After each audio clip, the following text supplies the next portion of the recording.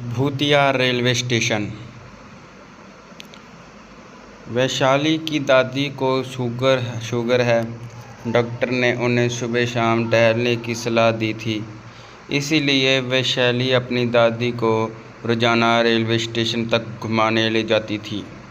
वैसे तो हरिपुर गांव की रेलवे स्टेशन खाली पड़ी रहती थी, लेकिन एक दिन वैशाली और उसकी दादी को रेलवे स्टेशन पर बहुत बड़ा चहल पहल दिखाई दी और तभी दोनों को स्टेशन पर खड़ी कुछ औरतें बुलाती हैं। दादी, देखो हमें वो औरतें बुला रही हैं, चलो उनके पास कुछ बातें करते हैं, थोड़ा टाइम पास हो जाएगा। इधर वैशाली के माता पिता दीनदयाल दोनों का इंतज़ार कर रहे थे। दीनदयाल, माँ जी और वैशाली कहाँ रह गए? माँ, मुझे चिंता हो रही है, आप ज़रा देखने चले जाइए। दीनदयाल वैशाली और अपनी माँ को देखने जाता है, तभी वो देखता है दोनों रेलवे की पटरी पर पड़ी हैं और उनके सर पर चोट के निशान भी हैं। सपना, उसके पति रमेश आज पहली बार अपने भैया दीनदयाल के नए घर हरिपुर जा रहे थे। सपना, अजी जल्दी चलिए, हरिपुर मात्र एक ट्रेन ही जाती है और वो भी छूट गई तो हमें वहाँ नहीं पहुँच पाएंगे। रमेश, हाँ बस तैयार हो गया, थोड़ा खाना खा लूँ फिर चलते हैं। ट्रेन सपना और रमेश को रात 11 बजे हरिपुर स्टेशन पर उतार कर चली जाती है। तभी एक अजीब सा बूढ़ा आदमी, जिसका शक्ल डरावना सा है, वह चाय लिए उसके पास आता है और चाय के लिए पूछता है। सपना चाय के लिए मना कर देती है और दोनों कुछ और आगे बढ़ जाते हैं। जब एक औरत उनके पास आती है, औरत के चेहरे पर घाव के निशान होते हैं और पैर उल्टे थे। उसे देखते ही सपना और रमेश तेजी से दौड़ते हुए भागने लगते हैं। सपना और रमेश स्टेशन की बाहर निकल जाते हैं। सपना का भैया दीनदयाल वहाँ पर दोनों का इंतज़ार कर रहे होते हैं।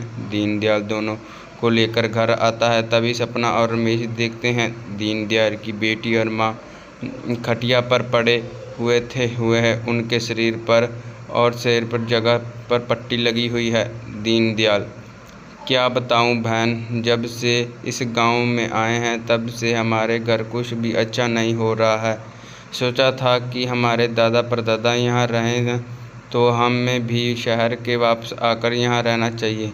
एक सप्ताह पहले ये दोनों टहलने स्टेशन तक गई थी। मैंने देखा कि वो दोनों पटरियों पर पड़ी हुई हैं। मैं अगर थोड़ी देर भी पहुँचता तो उनका सारा खून बह जाता। ऐसा लग रहा है जैसे कुछ लोग उन्हें उठाकर फेंका है। मुझे तो समझ नहीं आ रहा है कि कौन हमारा दुश्मन हो सकता है। सपना, हमारे साथ भी उस स्टेशन पर कुछ अजीब घटनाएं हुई।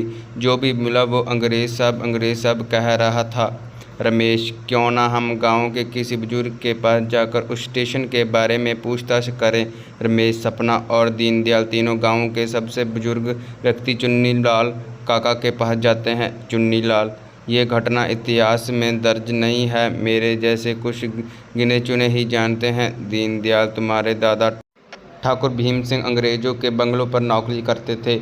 आज़ादी की लड़ाई चल रही थी। 1940 में गांव के अंग्रेज़ों के खिलाफ मोर्चा निकला था। तुम्हारे दादा ने अंग्रेज़ों को खबर कर दी, वो अंग्रेज़ी के साथ मिल गया। जब अंग्रेज़ी सैनिक आए तो कांतकर स्टेशन पर छिप गए। अंग्रेज़ों ने स्टेशन पर खूब गोला बारूद बरसाया और फिर सारे क्रांतिकारी मारे गए। तब से उनकी आत्मा स्टेशन पर भटक रही हैं। अगर तुम अपने परिवार की सलामती चाहते हो तो स्टेशन पर शांति यज्ञ करवाओ। दीनदयाल गांव के लोगों को बुलाकर घोषणा करता है। दीनदयाल, मैं अपनी ज़मीन गांव में एक म्यूज़ियम बनवाने के लिए दान करता हूं। इस म्यूज़ियम में उन सभी क्रांतिकारियों की स्मारक बनेगी जो 1940 में स्टेशन पर मारे गए थे। दीनदयाल गांव में म्यूज़ियम बनाता है और फिर भजन करवाता है और फिर उसके बाद ये हरिपुर स्टेशन पर घटनाएं बंद हो जाती हैं। दोस्तों कहानी अच्छी लगी और कहानी को लाइक कमेंट शेयर ज़रूर करना और चैनल को सब्सक्राइब ज़रूर करना।